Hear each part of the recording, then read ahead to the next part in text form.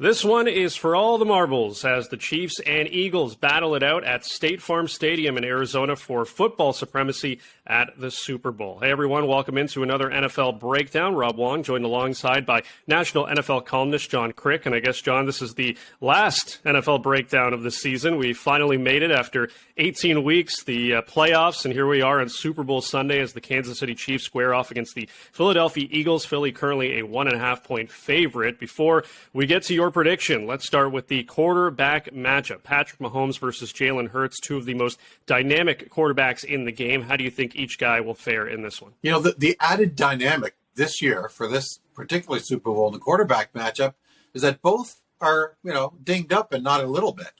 We've got the right high ankle sprain for Patrick Mahomes, and he said, it's going to be crucial the last two practices of the week, Friday and Saturday, to see exactly which plays he can do. Of course, the media won't be allowed to watch it. There'll be a pool reporter there, but we're not going to know exactly what plays they're going to have to drop, out of this Super Bowl, and they haven't been talking that way during those two playoff games when he was hurt. We didn't know exactly how much at all it would limit him. They're basically admitted this week, Patrick Mahomes and Andy Reid, that it will limit him. And then you've got the Eagles quarterback, Jalen Hurts, who hurts his right shoulder. He hurt it. He dinged it, sprained it in mid-December in Chicago, missed a couple games. And since it's come back, and they're trying to downplay it as much as they can, but he can't throw every throw. Does that mean the Chiefs in this game with 2 weeks to prepare might want to get after him a little bit to try to make him not have any time to throw deep? Or maybe they won't even worry about pressuring him and just stand back and wait for him to run, possibly, figuring that even if he has a lot of time, he's not going to be able to throw it deep. So those two factors in the game planning for both teams is kind of fascinating, with two quarterbacks who are finalists deservedly for MVP of the year. So aside from the quarterback matchup, give me one other key spot in this game that you're going to be looking for. I would probably think you'd have to look at Philadelphia's ability to run it against that Chiefs front.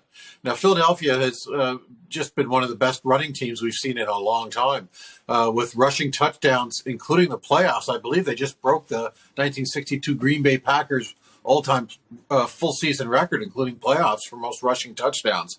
They know how to score it, and they know how to move it on the ground, and Jalen Hurts is a big part of that, and he can still move, and there's no saving anymore. It felt a little bit against San Francisco once the San Francisco quarterback Brock Purdy got hurt, that the Eagles kind of pulled back their offense a little bit and didn't have him run as much, Jalen Hurts. Well, there's nothing to hold back for now. It's the Super Bowl. It's all in, right? Whatever you can do, you do. And so I think we might see him run a little bit more. And whether the Chiefs are able to stop that against that fantastic Philadelphia offensive line, which really manhandled a great defensive front for San Francisco 2 weeks ago, that's a big factor. So a lot has been made recently about the refereeing and how it has maybe worked in Kansas City's favor historically.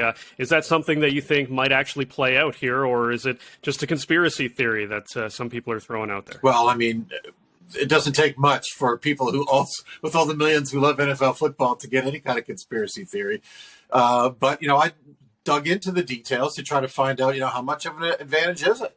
And in 11 home playoff games in the Mahomes era, the Chiefs' opponent has been penalized more times than the Chiefs 10 out of 11 times, and by 1.5 penalties per game. Now, the usual Dean Blandino, the former NFL head of officiating, now an analyst on Fox for rules during games, he told me that the average is 8 penalties per team per game in the regular season. But he said that typically drops, and it sure has dropped. For the Chiefs, in their last 5 playoff home games over the past 2 seasons, they've only been penalized 13 times total. Thing is, they are penalized far more times than the 49ers in that Super Bowl and against the Bucks in that Super Bowl.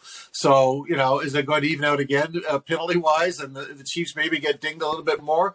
We'll see. It certainly isn't deliberate, and Dean Blandino underscored that in my story. And certainly it's not. The referees are sort of like me. People always ask me, who do you want to win? I'm like, I'm just rooting for no overtime when I'm writing. I mean, they're probably the same way. So there's no conspiracy against or for the Chiefs or any other team. But that doesn't mean that players or referees sometimes or officials are swayed by, a home team's crowd cheering or all the players on and coaches on the sideline going nuts. Dean Blandino said that when he was in charge of officiating, he'd actually look for that to see if there are any officials that when they're on a particular sideline would be swayed for or against the home side. Yeah, as much as we may disagree with the call sometimes, it is not an easy job to do. All right, prediction time. Eagles, Chiefs, who is coming out on top at the end of Sunday night, John? I'll keep it simple. Two things. First, this is the most difficult game for me to pick out of 285, I believe it is, this season. You've got the Eagles have a definite advantage on paper, I think. Not a big one, but all told, their roster's better and they're playing better. But then there's the experience factor. And I remember Tom Brady talking about this at Super Bowl news conferences, saying that he would go out of his way for the whole 2-week break before the Super Bowl, telling all the new players that had never been in a Super Bowl how difficult the week is just from a time management and a distraction standpoint. But we all kind of figured that. But the actual game day, the game is longer. It's later in the day. There's way more distractions pregame. There's all kinds of people and dignitaries on the field and media. And it's just unlike anything players ever experienced if they've never done it. And the Rams talked about that when they lost to the Patriots a few years ago, and then how much of an advantage it was last year. They talked about that having gone through it already. Well, more than half of the Chiefs team has that type of experience, but especially their quarterback, Patrick Mahomes. And this, you got to remember, Jalen Hurts, the quarterback for the Eagles, he only won his very first career playoff game 3 Sundays ago. Patrick Mahomes, this is his 3rd Super Bowl. That's an edge. I think it's a decided edge. He'll be sharper, even if he has to gimp around a little bit on that ankle. And I think that'll be enough for the Chiefs to edge him. All right, should be a heck of a game on Sunday. Don't forget, for all of John's Super Bowl picks, you can sign up for his Kryk Slants newsletter, and you can find him on Twitter at John Kryk.